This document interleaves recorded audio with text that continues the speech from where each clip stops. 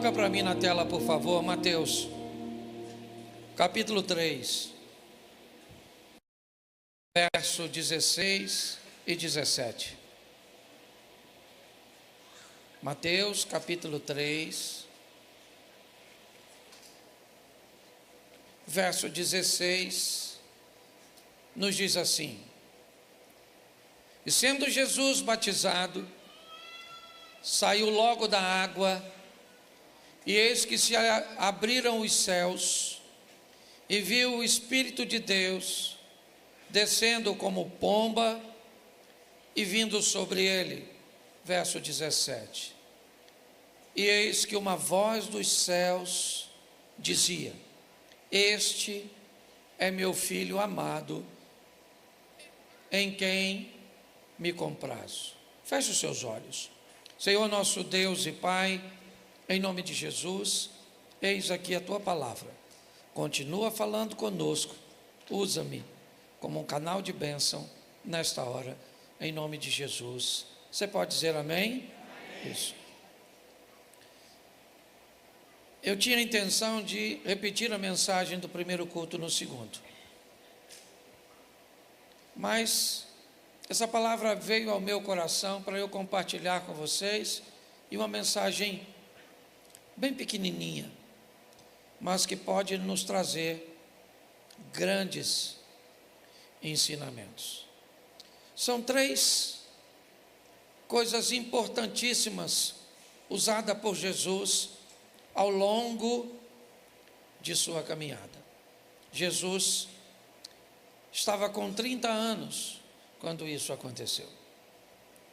Ele vai até o Rio Jordão para ser batizado por João Batista. João, reconhecendo quem é Jesus, ele se acha indigno do ato. Então ele não quer batizar Jesus. Mas quem é João? João é uma autoridade na terra estabelecida por Deus. João é a voz do que clama no deserto. É o homem que foi designado por Deus para preparar o caminho de Jesus. Numa escala de valores neste momento, João é alguém que está acima de Jesus. E Jesus reconhece a autoridade dada a João. E diz a João: é necessário que aconteça-se assim. Até Jesus entendeu o que era uma autoridade nessa terra, e não apenas com João. Fez isso quando foi levado a Herodes, fez isso quando questionado a respeito, certo, do tributo ser pago a Roma, a César. Jesus sempre foi um cidadão.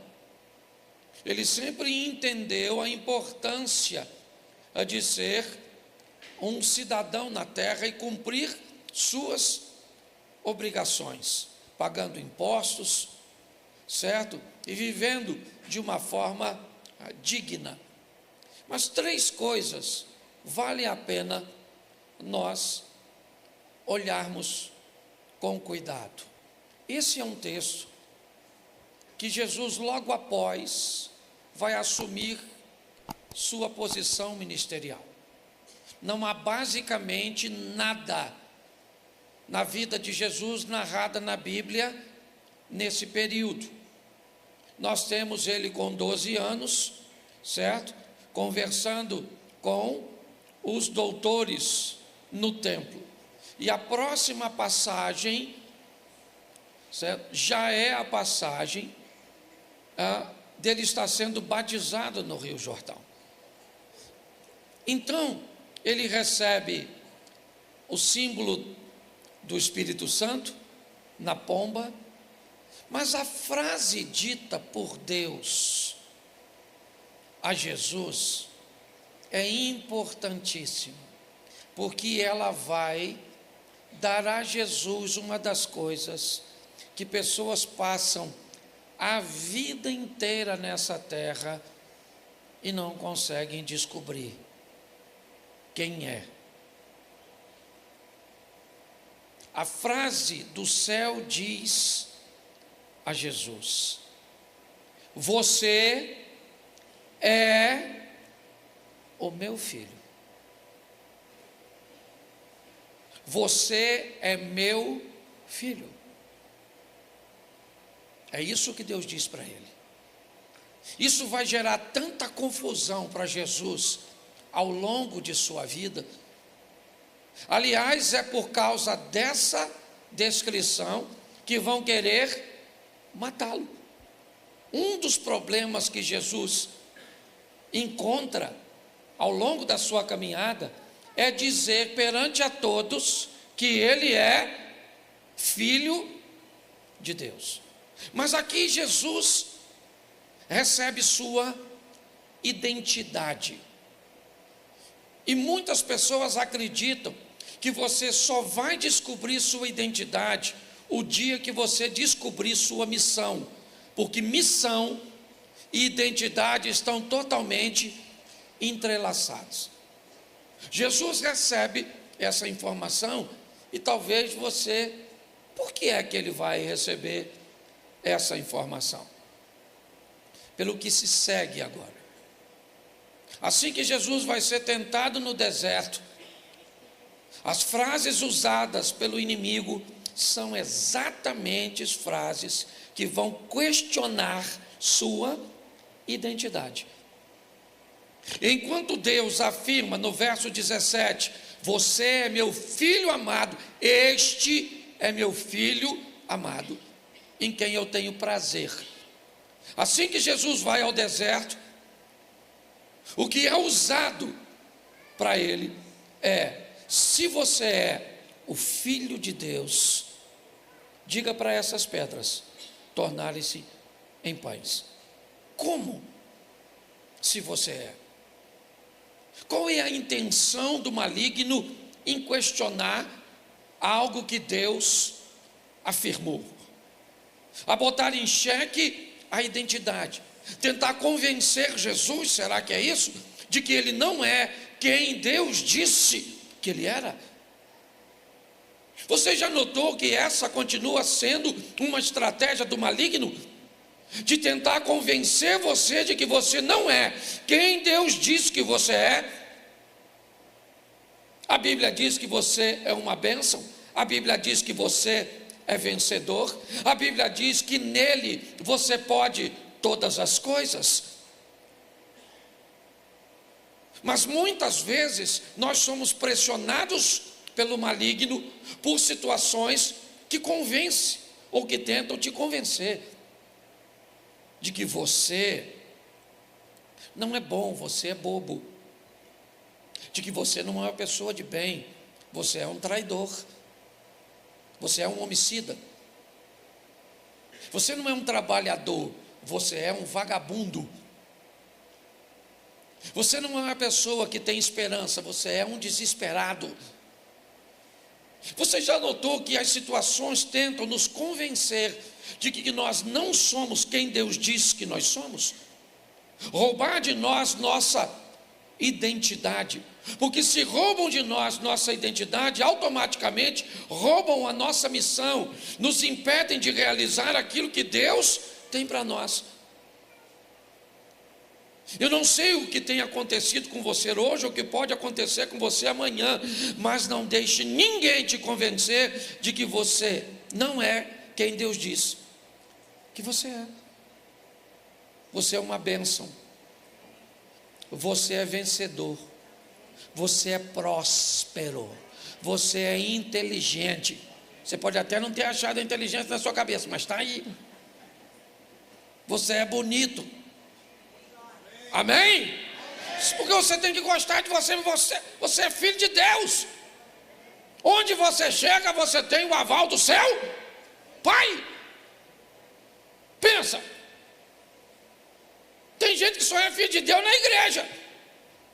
Vai para casa, lá em casa, pastor. Nossa, lá em casa, pastor. O senhor nem sabe, eu nem queria que o culto acabasse. Mas ele tem que acabar, para você levar o que você recebe aqui para casa. Mas aí quando você chega, só que na igreja, gente, o ambiente da igreja é bom, porque ele motiva. O pastor fala assim: você vai vencer, você vai vencer.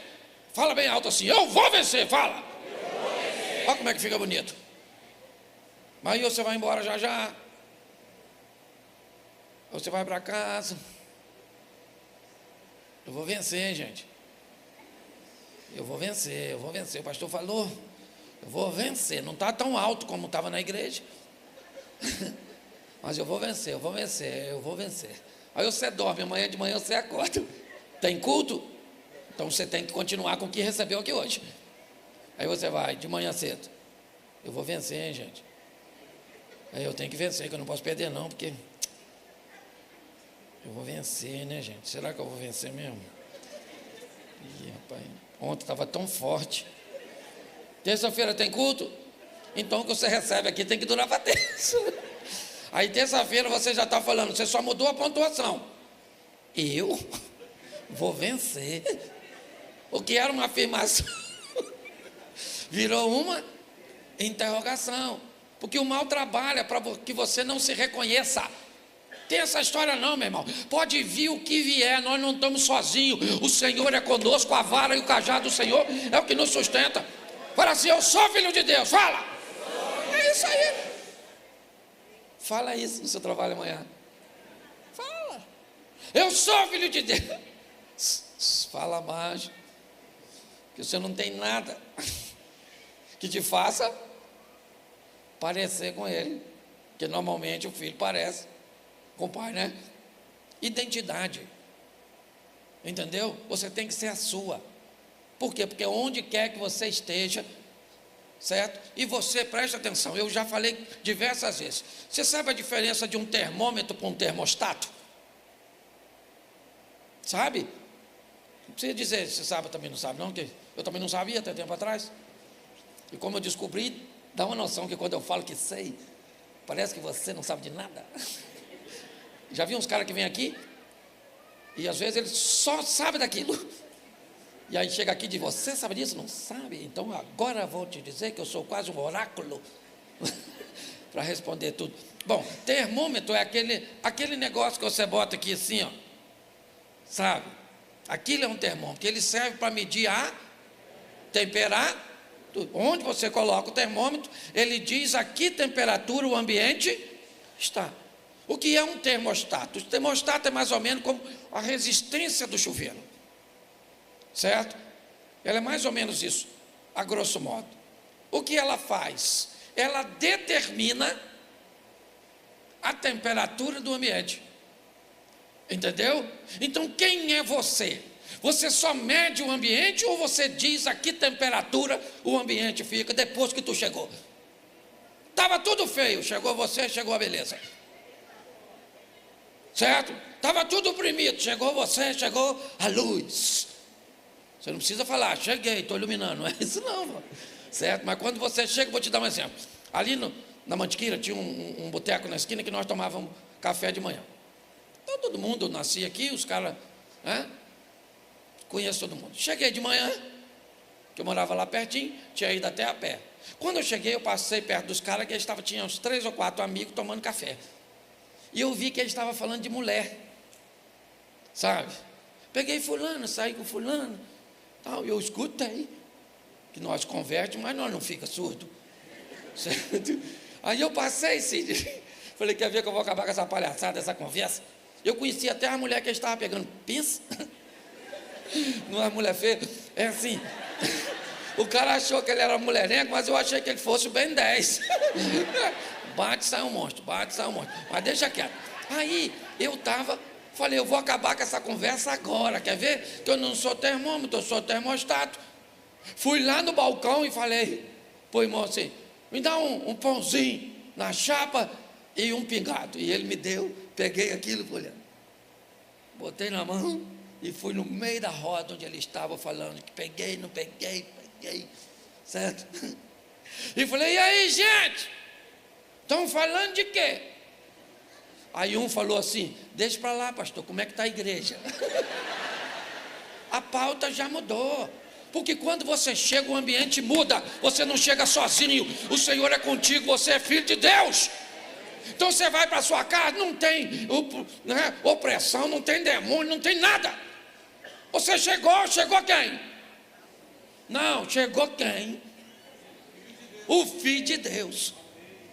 Chegou quem? O Filho de Deus. Chega no trabalho e diz, aí chegou o Filho de Deus, hein? Isso aí, meu irmão Jesus. Sim, ó. Porque você é luz, você é sal, você é uma bênção. Está assim de gente oprimida, entristecida, olhando para si mesmo, não gosta, porque o diabo não gosta dele, fica chateado com você, de você gostar de você. Então você tem que se reconhecer, eu sou uma filha do Senhor, e pronto, onde eu chegar, Deus está comigo. De vez em quando você vai estar triste, sim ou não? Sim ou não? Mas seu pai vai estar lá, com você. De vez em quando você vai ter problema, você... Quem aqui é solteiro? Solteiro, levanta a mão. Bem alto assim. Isso. Agora abaixa. Quem aqui tem problema, levanta a mão. Isso. Quem é o solteiro que levantou a mão? Que diz que tem problema. Vocês não sabem nada do que é problema. Que palhaçada é essa? Vocês não têm problema. Vocês têm cosquinha. É ou não é verdade? Vocês não têm... Então nós temos que aprender isso. Onde você for, Deus vai estar lá, teu Pai está lá. O Senhor é contigo, a vara e o cajado do Senhor é o que te consola. A Bíblia diz que José foi para o Egito, o Senhor foi com ele. Foi para a casa do Potifar, o Senhor foi com ele. Foi para a prisão, o Senhor era com ele. Foi para o governo, o Senhor era com ele. Porque onde ele andava, Deus era com ele, porque ele era o filho de Deus. E você também. Então para com essa palhaçada. Você vai para a sua casa, só você é crente. Dane-se. Ah, pastor, lá em casa cada um tem um demônio. Dane-se. Pastor, lá em casa tem gente que tem 2, 3. Mas quando você chegou, quem foi que chegou? Quem foi que chegou? O Filho de Deus. Entendeu? E quem é que vai dormir? E o Filho de Deus não perde o sono, a não ser que seja para orar. Em nome de Jesus, você vai ter um sono tranquilo, não vai precisar de antidepressivo, não vai precisar de nada. Ah, quando eu deito, eu vejo uns bichos voando, uns troços pretos. Acorda, rapaz, quem é você? Que troço ruim desse aí na sua cabeça? Satanás te convencendo? Para de ver filme de vampiro, pelo amor de Deus. Entende? Ah, eu perdi o sono de madrugada. Então você vai lá e fala, Senhor, estou sem sono. Ah, Satanás, por que Satanás? O Senhor me acordou para orar. Mesmo que seja o Satanás, ele cutucou você, você fala, ninguém mandou me acordar. Agora eu vou orar. Duvido que o Satanás te perturba mais. Tem um irmão que não conseguia dormir, e tomar não sei o quê, e tarja preta, e tarja não sei o quê, isso, aquilo, eu ia lá comigo. Se eu ia orar por ele, eu falei, eu vou orar você não. Ora para me dormir, eu falei, não, você vai ler a Bíblia na hora. Falei para ele aí. Leu quantos capítulos? Ele falou, pastor, eu pego na Bíblia, eu durmo. Olha que beleza. Estou quase fazendo medicina alternativa, é ou não é verdade? Você é filho de Deus, rapaz. Ah, tem uma prova para fazer. Estuda e você é filho de Deus. Certo? Então pare com esse negócio, porque sempre vai ter um troço tentando roubar a sua identidade, dizendo que você não é quem Deus diz que você é, e você é filho, você é filha de Deus, aconteça o que acontecer, esteja você onde você estiver, pronto. Posso ouvir um amém? Amém. Isso vai te ajudar bastante. Segunda coisa que vai te ajudar, certa vez Jesus vinha e aparece um garoto rico. Depois você pode ler, que eu também não sou obrigado a te mostrar os textos tudo, depois você lê em casa. O jovem rico, como é que é o nome do personagem? Me repita de novo, só para você lembrar ali. Então, o jovem rico. O jovem rico falou com Jesus o quê? O que eu preciso fazer para herdar a vida? Jesus falou assim, conhece os mandamentos, meu filho? Ele falou, conheço e pratico desde garoto. Esse negócio de mandamento é comigo mesmo. Ele falou, pois é, mas ainda te falta uma coisa. Pega essa dinheirada sua, tudo que você tem aí, vende e dá para os pobres, você vai ter um tesouro no céu, e depois você vem em mim. O garoto falou o quê? Estou afim não. Tem muita coisa, esse negócio de vender e dar para o pobre, isso é negócio de Lula. Entendeu? Não vou fazer esse troço não, essa palhaçada não vou não. Ele quis fazer sim ou não? Ele quis fazer sim ou não? E Jesus fez o quê?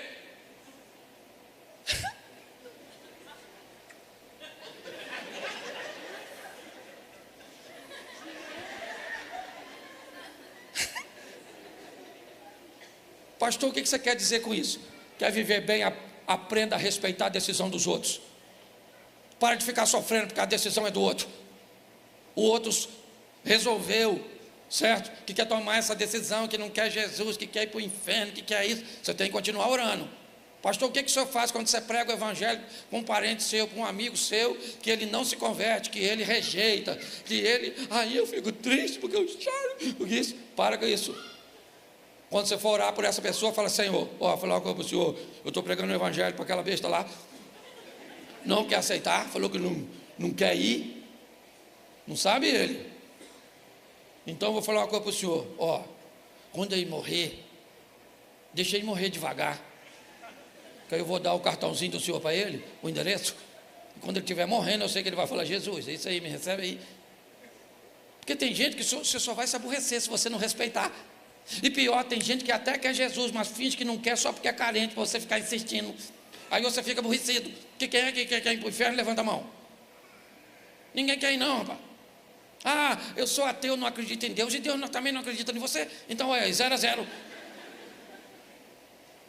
Então isso é muito legal. Respeitar o direito dos outros. Não quer ir para a igreja, não quero. Então não vá, que eu estou indo. Aí vem. Ele podia ter vindo, o meu coração, estou aqui, mas o meu coração está em casa. Respeita o direito dos outros. Entendeu? Jesus, o cara falou: não estou afim. Jesus falou: beleza, mano, vida que segue. Segue a sua, que eu sigo a minha.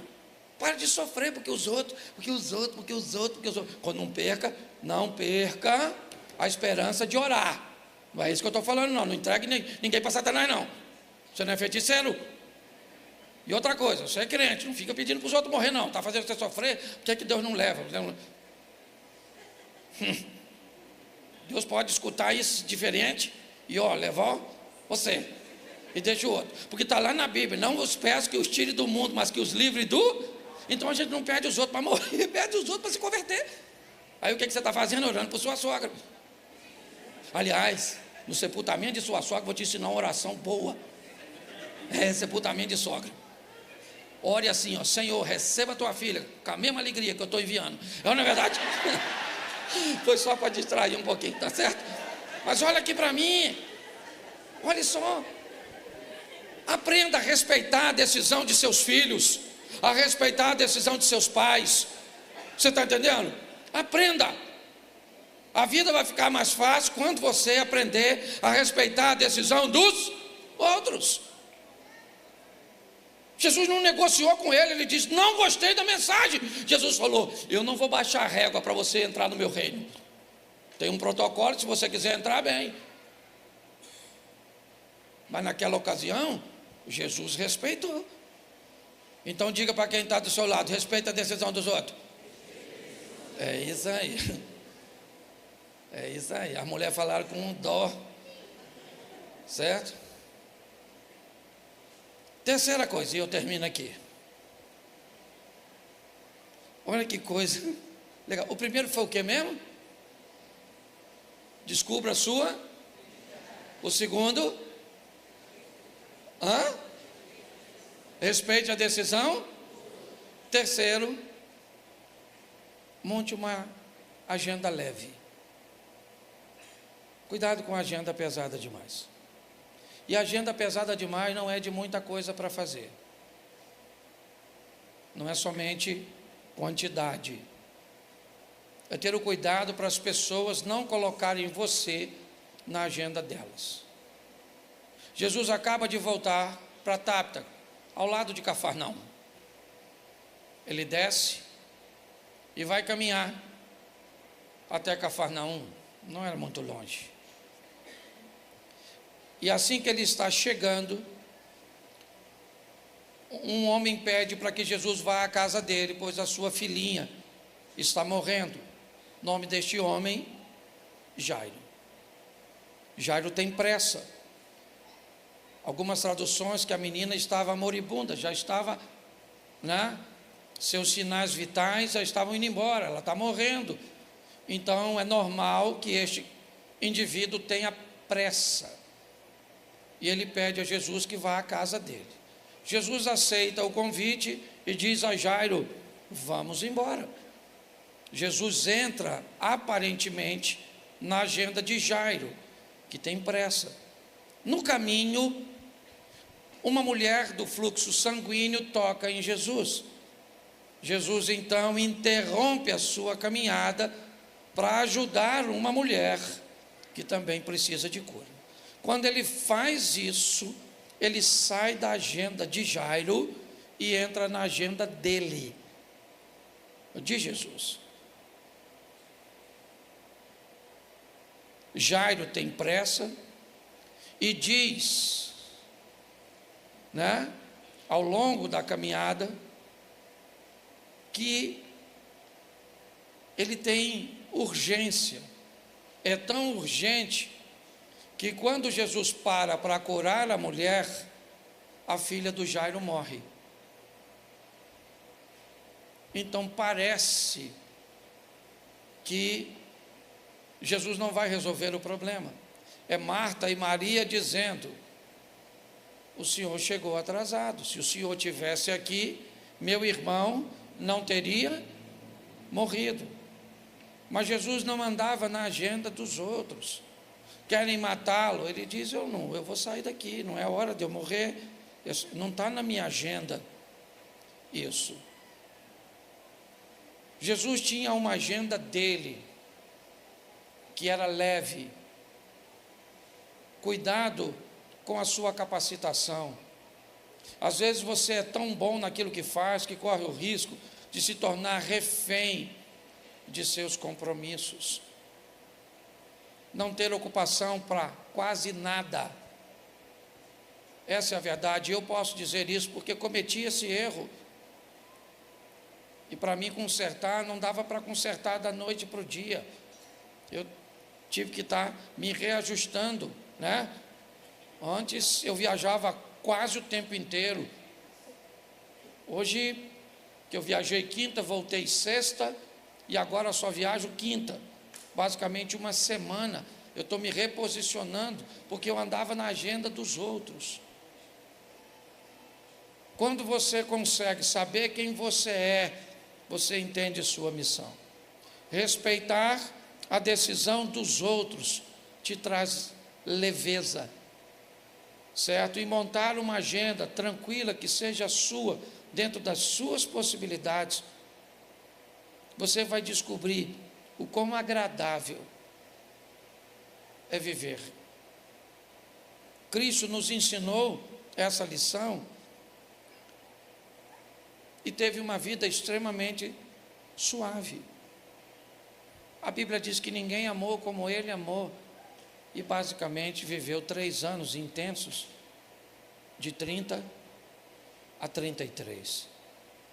A minha proposta hoje para a igreja, como foi no primeiro culto, é suavizar a sua vida,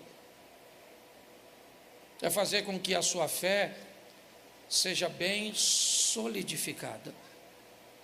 E ela é tão boa e tão firme, sua vida com Deus como filho é tão intensa, sua capacidade de respeitar a decisão dos outros é tão firme, sua agenda é tão boa, que nas suas orações,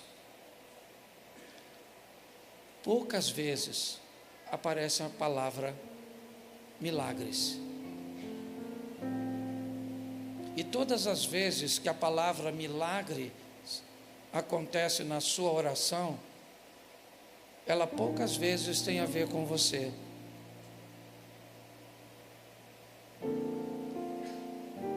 Se a sua oração, e ela deve ser diária, ela deve ser constante, como a Bíblia nos ensina, e tem que ser, orai sem cessar. Mas qual é a pauta? Se as suas orações contêm a palavra milagres, entre em alerta. A palavra milagres está sendo direcionada para quem? Para outras pessoas, isso significa que a tua vida está legal. Se a palavra milagre está sempre condicionada a você, isso significa que você precisa de ajustes. Olha, depois procura na Bíblia, Jesus orando, pedindo um milagre para ele.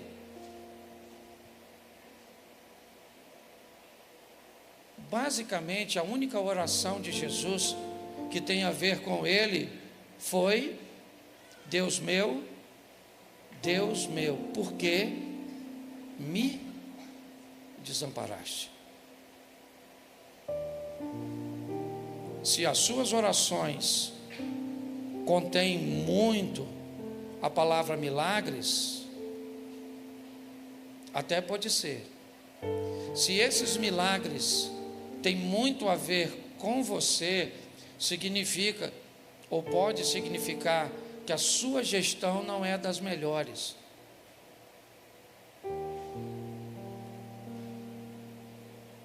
Você precisa ter mais tempo de qualidade com Deus,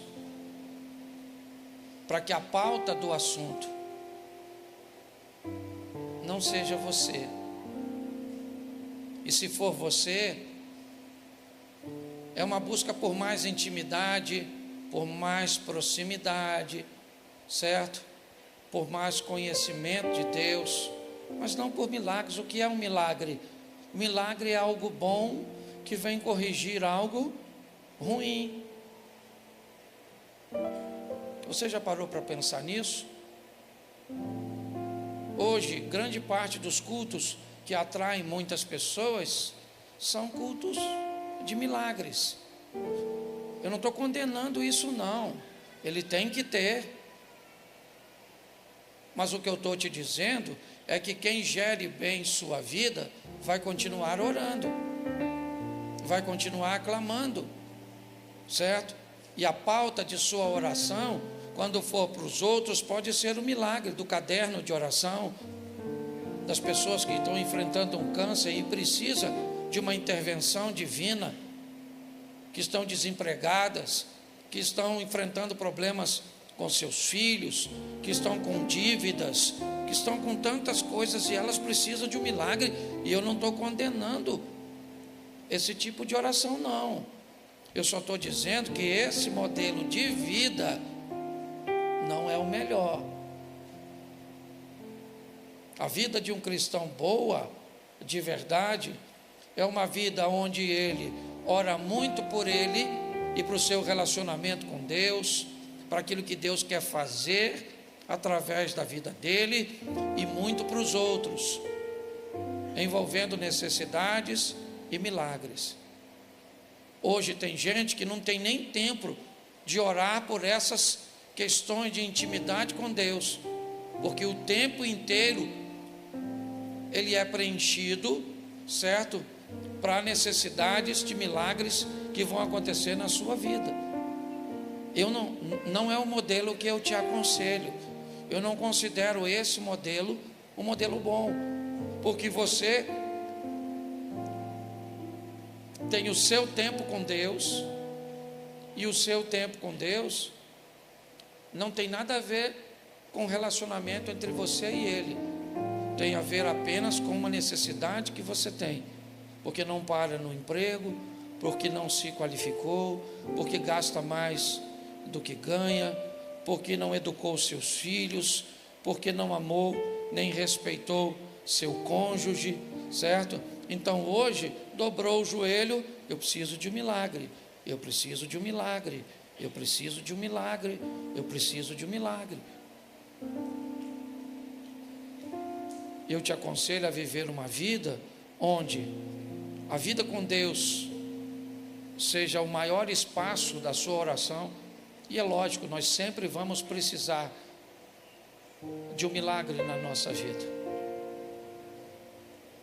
A minha tônica é levar as pessoas que caminham no projeto para um nível de vida onde as pessoas olham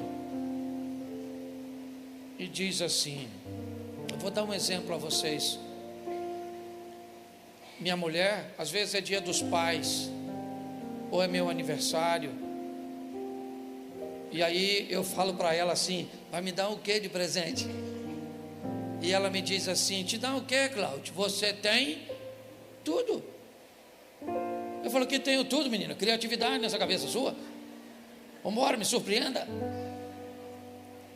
Mas hoje quem anda comigo, olha e diz, Cláudio, você oraria por quê? Qual é a sua necessidade de um milagre? Eu diria para você, eu não tenho.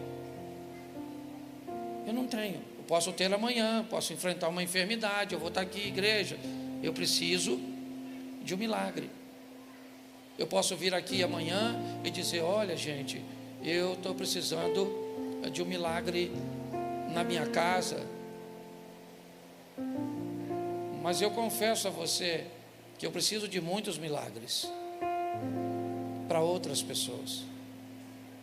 Tem gente aqui na igreja que eu amo e que eu tenho que orar porque está enfrentando doenças que podem levá-las à morte e que a ciência tem pouco conhecimento. Então eu dobro o meu joelho, eu gasto um pouco do meu tempo orando por casamentos na igreja que não estão bons, por filhos que estão perdidos, por pessoas que estão desempregadas. E aí eu oro para que Deus me dê sabedoria, para que me dê mensagens para que eu possa transmitir aqui para vocês. Porque eu vou dizer uma coisa para vocês, quem caminha conosco aqui está acostumado a ouvir palavras que, se for caminhar em outro lugar, entra em choque. Porque se você volta novamente para um ambiente onde sempre aquela pessoa precisa do milagre o tempo inteiro, culto após culto, a vida inteira num trabalho atrás, são caçadores de milagres. E não precisariam ser, porque a Bíblia diz que as bênçãos do Senhor fazem o quê? Nos seguirão, elas vêm atrás de nós. Nós seremos benditos quando entrar, bendito como sair, bendito na cidade, bendito no campo, certo? Nós seremos benditos, somos filhos de Deus, obedientes a Deus. Então vamos sair daqui com essas três coisas. Eu sou filho de Deus e ninguém me convence do... Tempo atrás o cara postou na rede social, o senhor pregando desse jeito, o senhor deve ser o anticristo. Olhei, anticristo. Mas eu falei, eu vou responder à altura, com muita educação. E botei lá, eu não sou anticristo não, mas se eu for, você deve ser a besta. Aí ele bloqueou eu não quis mais não. Alguém vai me convencer de que eu não sou? Já falaram que eu sou palhaço? Quem aqui já escutou que eu sou palhaço? Levanta a mão, pode levantar aí mesmo, não fica com vergonha não. Isso, esse pastor é um palhaço, não tem conteúdo nenhum, um engraçadinho, porque os caras cortam só os pedaços engraçados da minha mensagem e bota lá, e todo mundo acha que eu sou palhaço. Eu sou engraçado. Palhaço não, sou até lúdico para os intelectuais. Eu nem sei que é lúdico não, mas eu gosto de falar que é bonito, não dá um negócio assim de status, assim, um pastor lúdico. Isso. Lucas capítulo 5, verso de número 2. Eu quero fazer uma reflexão rápida, pequena com vocês. Isso.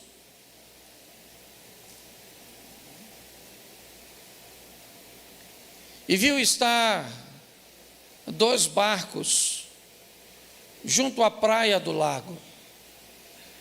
E os pescadores, havendo descido deles, estavam lavando as redes. Você pode ler, por favor, comigo? E viu?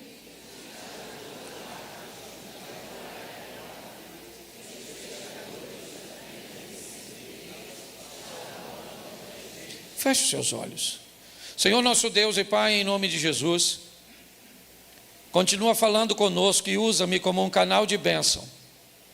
Pelo poder do nome de Jesus, é o que eu te peço, Pai. Amém.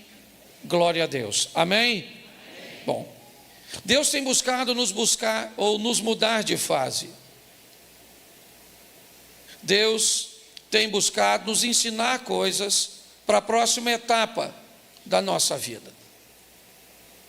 Para entendermos que os desafios do passado ficaram e que novos desafios virão, que novas armas estarão disponíveis para nós. Armas estas serão colocadas no mundo físico e material, como recursos, como conhecimento, mas armas também que serão entregues no mundo espiritual, visões diferentes, uma capacitação de discernir e de saber como lutar no ambiente espiritual.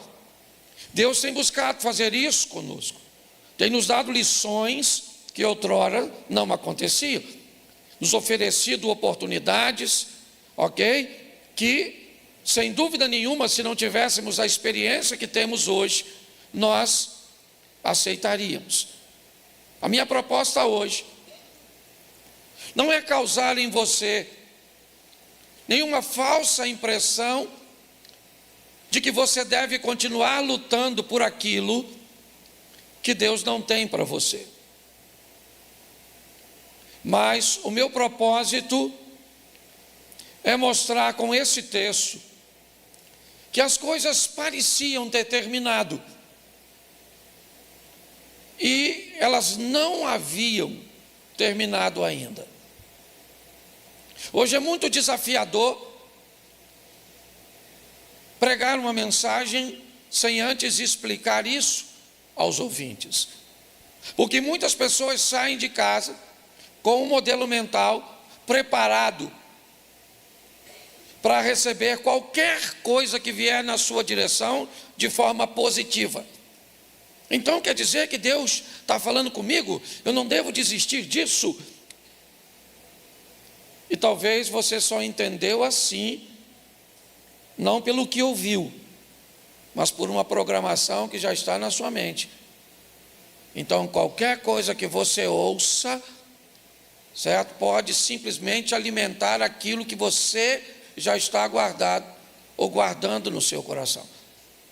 Assim como muitas vezes, joga isso fora, abra mão disso, e você corre o risco de jogar fora e de abrir mão de coisas que não precisaria abrir. Então, quando você vai ouvir uma mensagem, é muito importante você estar preparado para discerni-la dentro do seu contexto, porque senão, aquilo que deveria ser uma bênção para você, pode fazer você tomar decisões muito equivocadas, muito erradas. Esse é um texto que nos fala de um findar, uma situação onde as três informações que recebemos nesse versículo definem, certo, o que está acontecendo naqueles indivíduos que haviam estado no barco. O texto diz que o barco estava junto do lago na praia, o que indica que ele não estava mais na água, ele está parado, ok? Então o barco não está mais navegando, ele não está mais na água, ele já foi puxado para fora do lago, ok? Então o barco está parado na praia. Os pescadores já não estão mais dentro dele. Os indivíduos que pescavam já não estão mais no barco. O barco está parado e os pescadores estão fora do barco. E o texto termina dizendo que eles estão debaixo de uma ação.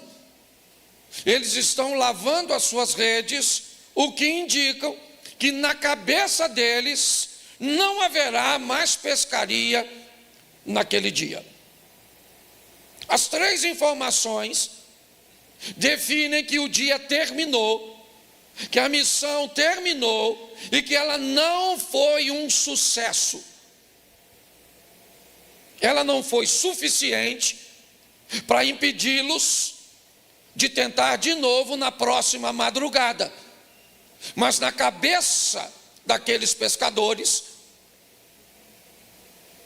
naquele dia, a pescaria acabou. Barco parado, pescadores fora do barco e redes limpas. As informações nos ensinam ou nos indicam um momento de paralisação para o descanso. É isso que eles estão fazendo. Eles não interromperam sua vida de pescadores. Eles não perderam a fé de que iriam pescar ou que iriam conseguir novamente. Eles estão simplesmente numa pausa. Não pegamos nada, puxamos o barco, descemos dele e lavamos as redes. Vamos para casa, vamos descansar, porque nós vamos pescar de novo. Mas hoje é fato, nós não pegamos nada. Essa seria a informação do verso 2. Mas quando nós vamos olhar um pouco mais à frente, já no verso 3, olha o que o texto diz: entrando num dos barcos, que era o de Simão. Preste atenção, porque os pescadores saem do barco e Jesus entra no barco. Os pescadores estão fora e para eles o dia terminou. Não foi a primeira vez, provavelmente, que eles não pescaram nada. Talvez por isso Jesus escolheu pescadores para ser a base de seu ministério, porque eram homens acostumados a lidar com muito trabalho, pouco retorno. Eram capazes de lidar com familiaridade com fracasso momentâneo, mas que eram homens capazes de sobreviver a um dia mau e entender que se o dia mau não foi mau o suficiente para destruir você, amanhã você terá uma nova oportunidade de viver. Eu não sei o que aconteceu com você, eu não sei o que você viveu. Pode ter sido muito ruim, pode ter sido muito forte, pode ter sido muito prejudicial, pode ter sido muito doloroso, mas eu venho te dizer algo: se não foi forte, doloroso e fatal, suporte, porque aquele que há de vir virá e não tardará. Deus continua onde sempre esteve, no controle de todas as coisas. Mas é fato que para eles, pelo menos, o dia terminou. O verso 3 diz que Jesus entra no barco. Ele entra no barco e pede a Pedro, o barco era de Simão, que o afaste o barco um pouquinho da praia, pois ele quer usar o barco como um púlpito. Jesus quer ensinar do barco a multidão. Tá bom? Redes limpas, provavelmente dentro do barco, um barco que não era tão grande assim, senão não seria puxado para a terra, tá certo? Para que puxasse o barco de forma que ele saísse, ok? Indica que era um barco pequeno. Jesus entra no barco e pede que o barco volte para a água. Pedro então, certo? Obedece. Ele não está entendendo muito bem o que está acontecendo, mas ele obedece. O barco vai para a água. Mas agora, o verso seguinte, ele vai ser meio estranho. Quando Jesus acaba de falar, ele diz a Simão: faze-te ao mar alto e lançai as vossas redes para pescar. Olhe só. Jesus diz para Pedro: saia da beirada, vamos para o fundo e coloque novamente suas redes dentro d'água. Coloque novamente as suas redes dentro da água. Nós vamos pescar agora. Para Pedro, isso já tinha terminado. Para Pedro não fazia sentido colocar novamente suas redes dentro d'água. Para Pedro, tá bom, eu não peguei nada e está tranquilo, eu não peguei nada, mas a minha frustração não foi tão grande, eu vou sair para pescar de novo. Mas eu tive o desconforto de ter que lavar minhas redes. Se eu colocar minha rede dentro d'água de novo nesse horário, eu não vou pegar nada e ainda vou sujar minhas redes de novo. O que Pedro está tentando entender, ele ainda não falou nesse texto. Mas o que é que aquele homem que caminha na areia, que vem seguido por uma multidão, está querendo fazer? O que será que aquele homem, Pedro não sabe quem ele é nessa narrativa, certo? Ela marca o primeiro encontro de Jesus com Pedro, no modelo descrito por Lucas. Então ele não faz a mínima ideia do que está acontecendo, até porque o final termina com Jesus fazendo o convite: abandone o barco e venha comigo e eu vou te fazer pescadores de homens. O que indica que para Pedro, tudo isso que está acontecendo aqui é muito novo. O que ele é Pedro. O que ele é um pescador. O que ele é alguém habilitado a lidar com frustração, com problemas, com crises, com noites desafiadoras, com resultados que não conduzem a lugar nenhum. O que ele tem são braços doloridos. Joga a rede, puxa a rede. Joga a rede, puxa a rede. Vamos lá, Pedro. Onde pescamos semana passada? Onde? Um pescador habilidoso, ele é capaz de posicionar seu barco num ambiente cujo qual você sequer saberia onde era. Ele é capaz de abandonar suas redes em alto mar e depois voltar e pegar suas redes num ambiente que para mim e para você não haveria referência nenhuma. Todo lugar é o mesmo.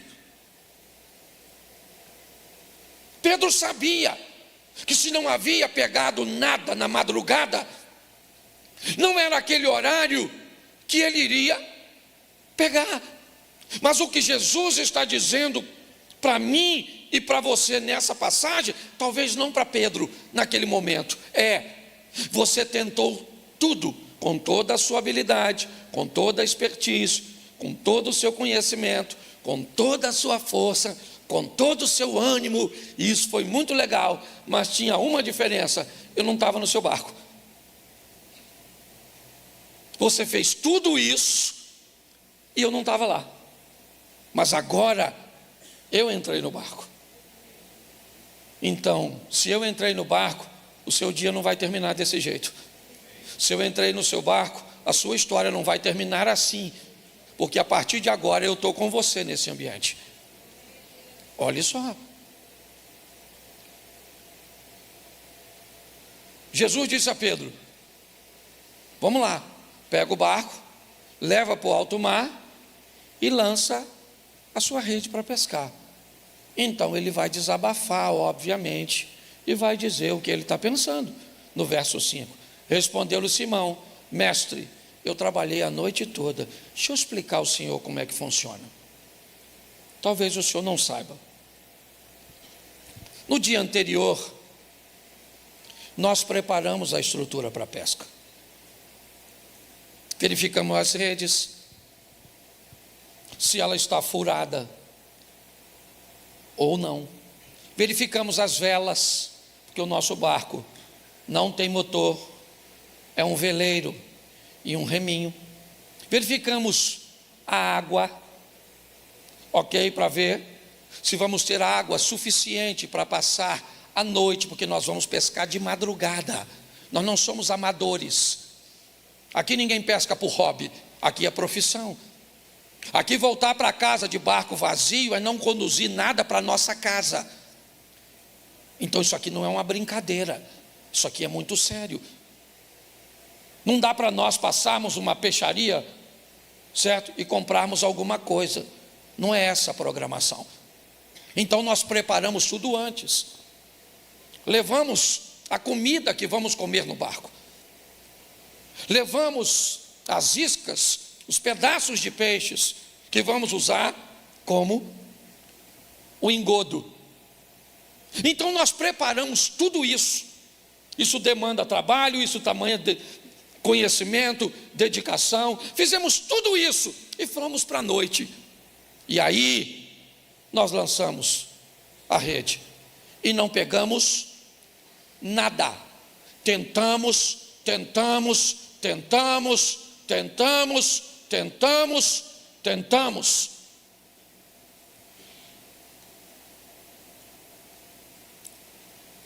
Mas lá no horizonte, alguém está saindo para acabar com a nossa pescaria. Brotando nas montanhas, lá vem ele. E ele traz consigo o encerramento de um ciclo. A noite chegou ao fim. O laranja, o amarelo dos raios solares, eles vão ultrapassar os morros. E eles vão dizer a Pedro: acabou. A noite chegou ao fim.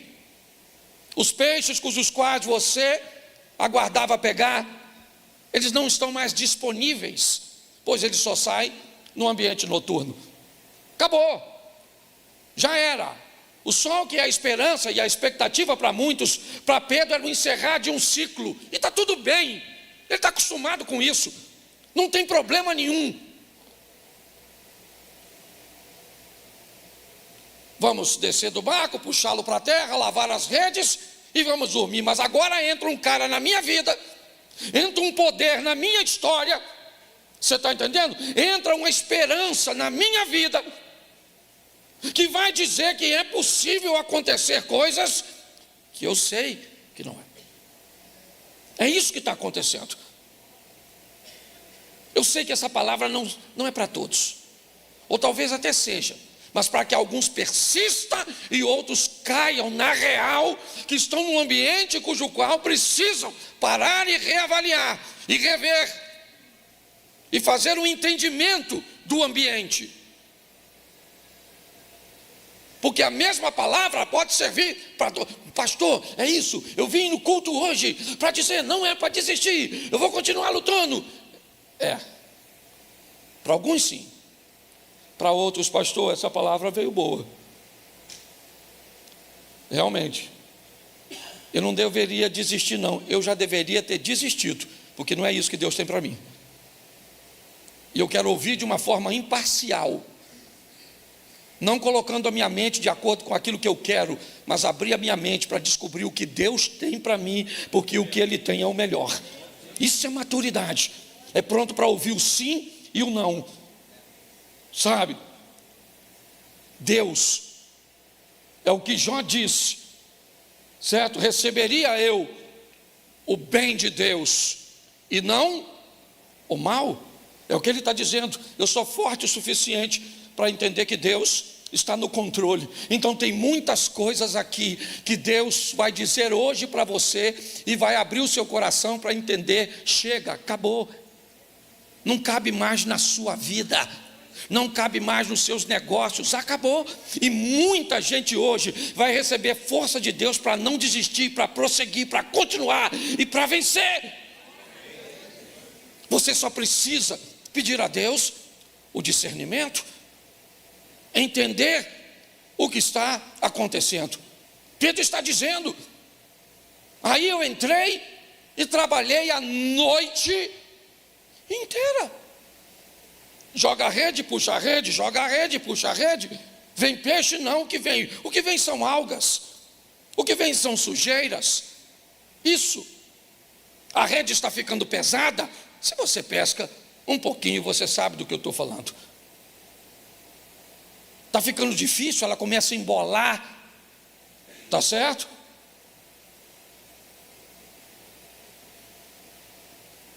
Mas Jesus disse para ele: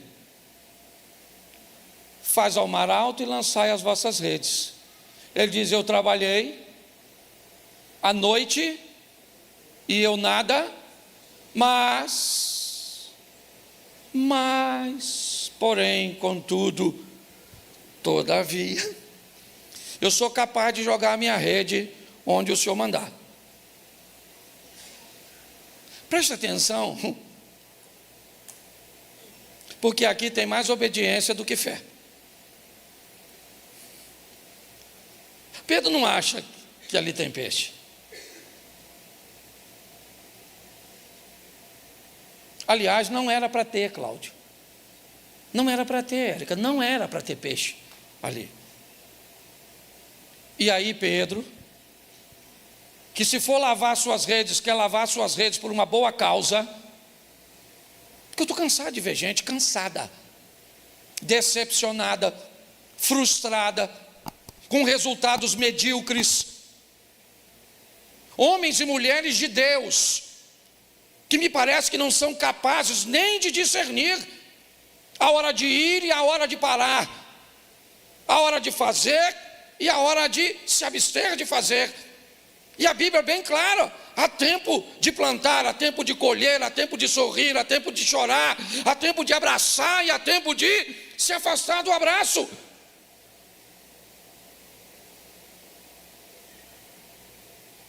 Olhamos para essa situação e o que vemos? Resultados ruins de alguém que vai tentar de novo, porque eu sei que você vai tentar, mas eu não posso liderar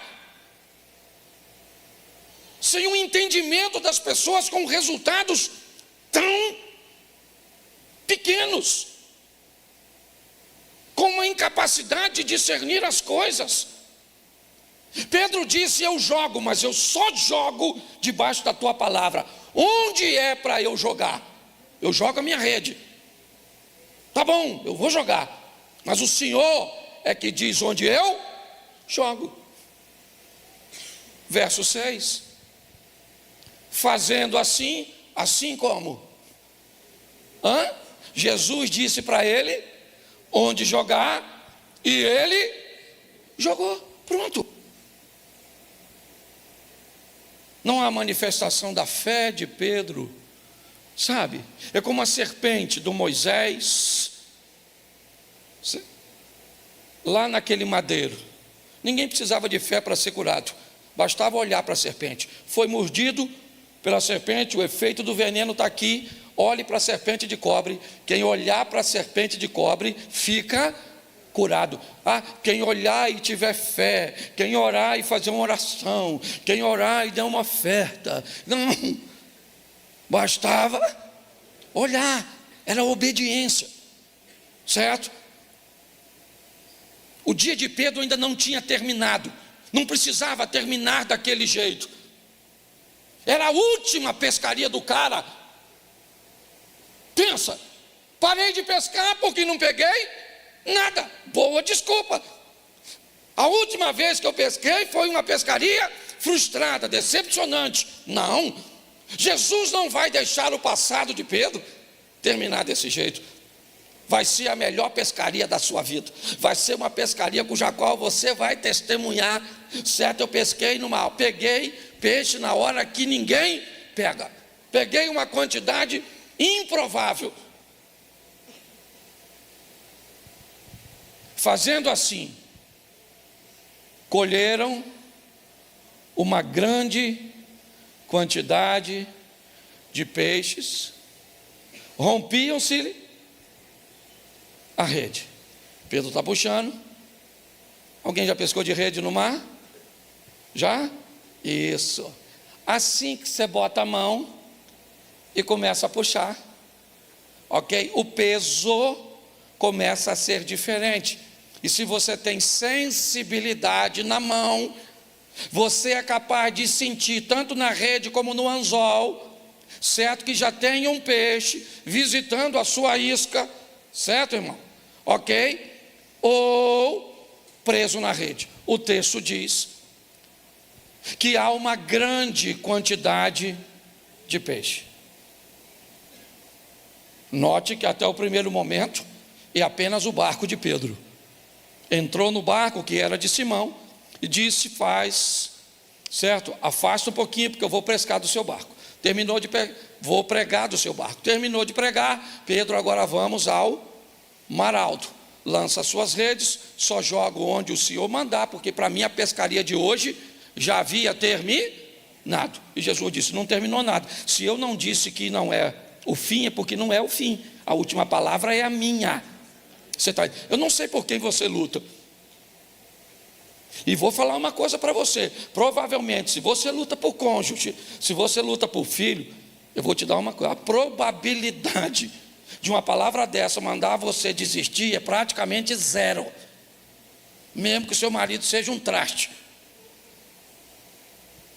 Mesmo que seu filho seja uma benção. Eu ia falar outra coisa. Segurei. Certo? Mas é verdade. Agora também você tem que entender, quando Deus diz não, e diz não para gente muito mais influente do que nós. Quer ver? Profeta Samuel, capítulo 17, 16, não lembro. O texto começa dizendo, né? Então disse o Senhor a Samuel: até quando você terá dó de Saul, tendo eu o rejeitado, para que não reine sobre Israel? Sabe o que Samuel estava falando? Senhor, perdoa o Saul, perdoa o Saul, perdoa o Saul. Pensa, o cara é o Samuel. Tu sabe quem foi o tal do Samuca? Juiz, sacerdote e profeta, só não foi rei. O cara era o cara. E Deus falou para ele: N-A-O-T-U, não vou perdoar o Saul. Enche o seu chifre do azeite, dá um pulinho na casa do Jessé, que eu vou pegar um rapazinho lá e vou fazer do rapaz rei. O profeta Jeremias, certo? Jeremias fez a mesma coisa, foi orar, e o que Deus disse? Não, Jeremias, não vou. Entendeu? Não vou fazer, já falei, segura a onda, ô cara. Certo? Não vou fazer. Até Jesus, olha o que Jesus falou com o Pai: Pai, se possível for, aparta de mim este. O que Deus disse? Não vou apartar nada. Não vou. A casa caiu. Se Deus falou não para essa turma, por que você acredita que Ele vai fazer assim todas as vezes? Senhor, eu quero largar. Senhor, eu quero casar.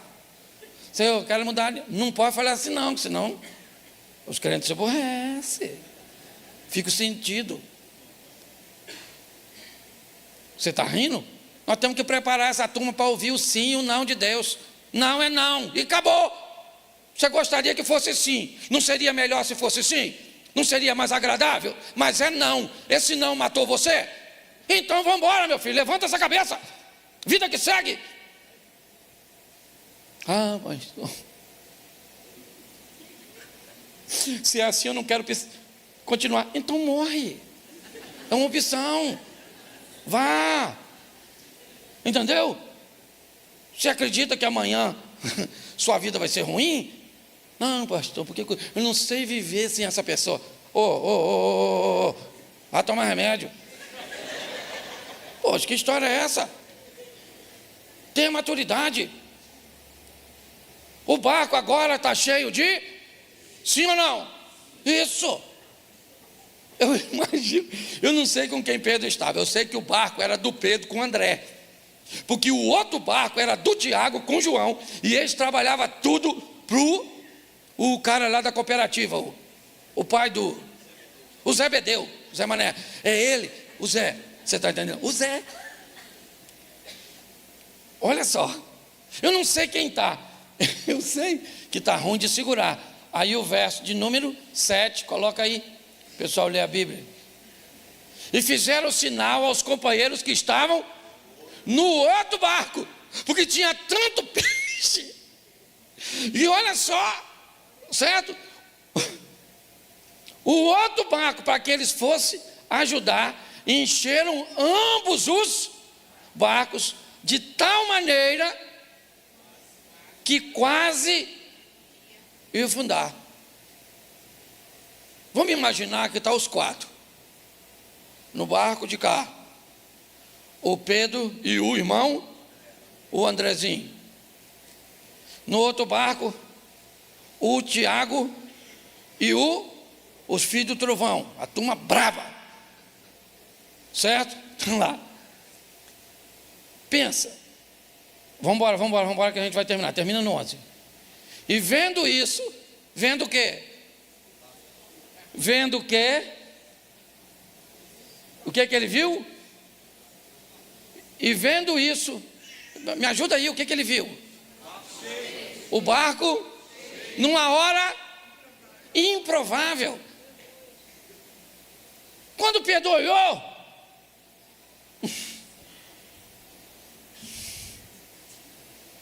ele faz o quê? Carpinteiro. Se o cara pesca assim, mexendo com madeira, nem é a profissão dele. Se o cara já é bom na pescaria desse jeito, numa profissão que nem é dele. Quando Pedro olhou para aquela situação, uma situação que para ele, profissional, já tinha chegado e Jesus entrou e pronto. Meu irmão, eu não quero causar em você nenhuma expectativa falsa. Mas vou falar uma coisa para você, eu não sei o exame que você tem na mão, eu não sei o laudo que te deram, eu não sei o que disseram acerca da situação, eu sei é de uma coisa: se ele entrar no seu barco, a história muda. Você está entendendo? Se ele entrar no seu barco, as coisas vão acontecer, e as pessoas não vão entender, nem você. O barco chegou, enche o barco. Apesar do texto dizer que encheram, provavelmente um barco encostou do lado do outro e os dois vão puxar a rede, até ela está tão pesada que a água está querendo entrar, sim ou não? E agora, o Pedro tem de dia aquilo que não conseguiu à noite, porque Jesus estava no barco. O barco é a minha vida, o barco é a sua vida, e uma coisa é você sem ele, outra coisa é você com ele. Olha só, vendo isso, o Simão, o Pedro, prostrou-se aos pés de Jesus, dizendo o quê? Senhor, vai embora, Jesus, vai embora, ausenta-te de mim, porque sou um homem. Isso. Mas que história é essa? Não faz muito sentido essa frase. Ausenta-te de mim, porque sou um homem pecador. Essa frase só faz sentido se eu acreditar que o André era discípulo de Jesus, porque o texto diz que ele era discípulo de João, e João envia seus discípulos para Jesus, e um dos discípulos enviado por João a Jesus era André. Esse texto me indica que André já estava falando com Pedro. de um indivíduo que estava conversando com ele, ensinando, porque senão não faz sentido. Ele dizer, ausenta-te de mim, é como se dissesse talvez, muito obrigado pelo peixe, prestei meu barco, certo? Pagaste a locação, Uber, levei o senhor até ali, e agora o senhor me pagou, então tá bom, valeu, vida que segue, o senhor segue a sua e eu sigo a. Verso 9, pois o espanto se apoderara dele e de todos os que com ele estavam, por causa de quê? Da pesca de peixe que haviam feito, porque para eles não dava mais tempo, e Jesus mostrou que dava. Verso 10, de igual modo também, agora sim, de Tiago e João, os filhos de Zebedeu, que eram companheiros de Simão. Disse Jesus a Simão: não temas, de agora em diante serás pescador de homens. É como se Pedro achasse que Jesus entrou no barco dele para viver com ele um momento, e Jesus tivesse um plano de viver com Pedro uma história. Pedro, sua pescaria ficou para trás. Eu vim aqui para levar você para uma nova fase da sua vida. Eu vou fazer de você pescador de homens. Eu entrei no seu barco e pesquei com você. Agora você entra no meu e pesca comigo. Verso 11, levantando os barcos para a terra, deixaram tudo e o seguiram. O peixe agora não faz mais sentido. O resultado agora não é mais importante. O peixe fica para trás. Se o texto fala de Pedro, Tiago e João, porque André não aparece no texto, talvez Zebedeu tenha ficado com a pesca e com os peixes. Mas Pedro vai levar Jesus. Logo à frente, Pedro leva Jesus para sua casa. É lá que Jesus vai morar. Pedro vai viver com Jesus coisas que ninguém viveu, nem mesmo João. Pedro anda sobre as águas, Jesus mora na casa dele, Jesus o permite estar na transfiguração, Jesus permite a Pedro a ver a ressurreição da filha de Jairo, certo? Pedro vai ser o único a defender Jesus no momento da prisão, cortando e tentando, certo, defender Jesus da prisão. Porque Pedro nunca mais acreditou que não dava mais tempo. Para Pedro, ao lado de Jesus, para ele, tudo sempre poderia ser possível, sempre poderia ser viável.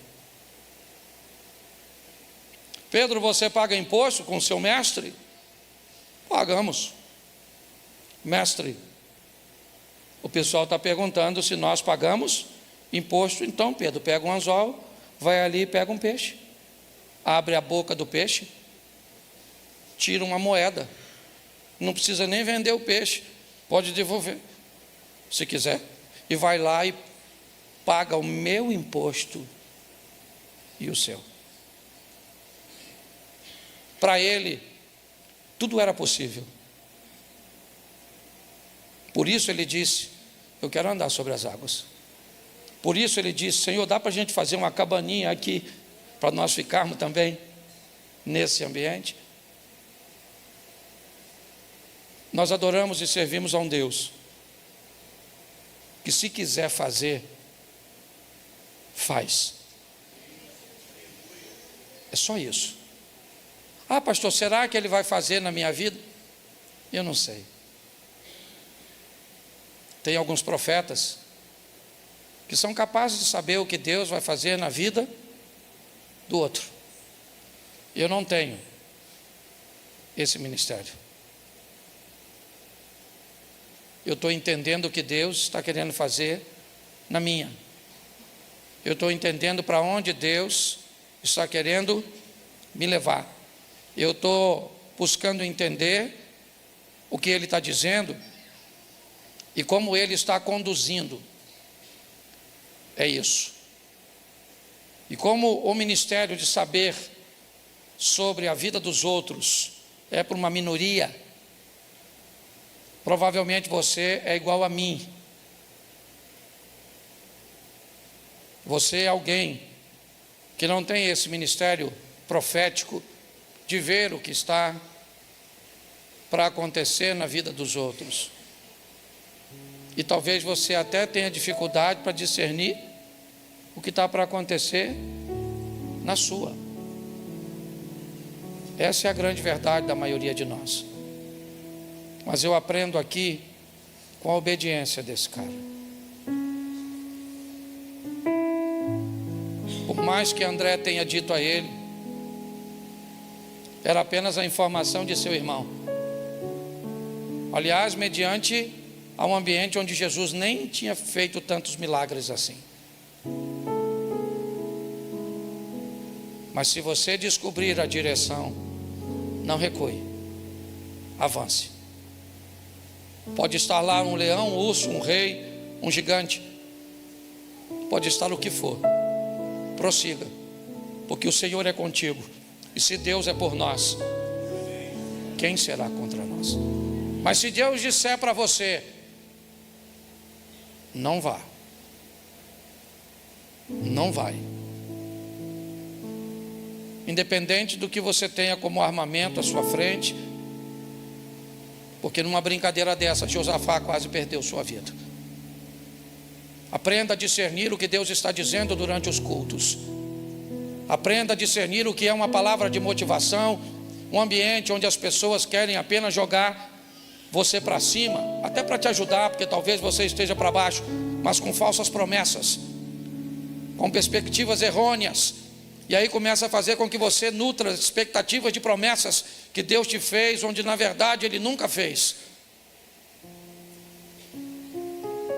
Nós precisamos entender isso, porque hoje eu falo com vocês 2 vezes por semana, e provavelmente a maioria de vocês escuta dezenas de pessoas ao longo da semana, prometendo, falando, tendo visões, revelações, movimentos, e eu não tenho nada contra isso.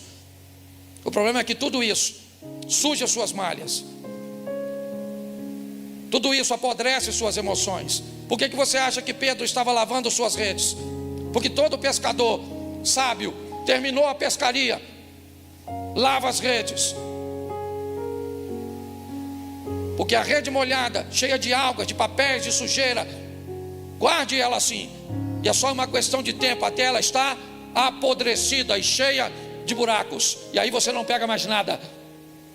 Tudo que você pega escapa, tudo que começa não termina. Todas as vezes que você pega na rede, ela tem peso, ela tem movimento, mas quando você puxa, não tem nada, porque tudo escapou no percurso, no caminho. Chega de vivermos isso. Deus está nos chamando para um novo tempo. Deus está nos chamando para um novo momento na nossa vida, um momento onde a manifestação dele será firme, forte, constante. Não seremos levados por ventos, pés sobre a rocha, certo?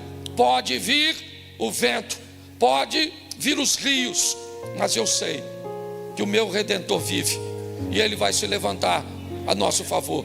Ou preparamos pessoas fortes, ou não teremos igreja. Um povo que só está preparado para ouvir o que quer. Não.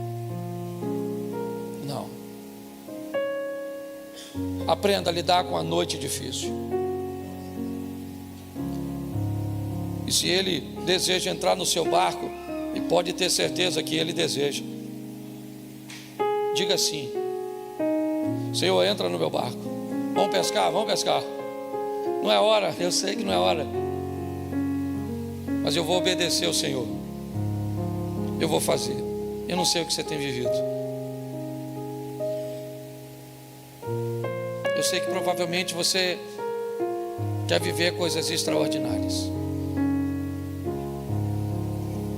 E eu gostaria que você vivesse.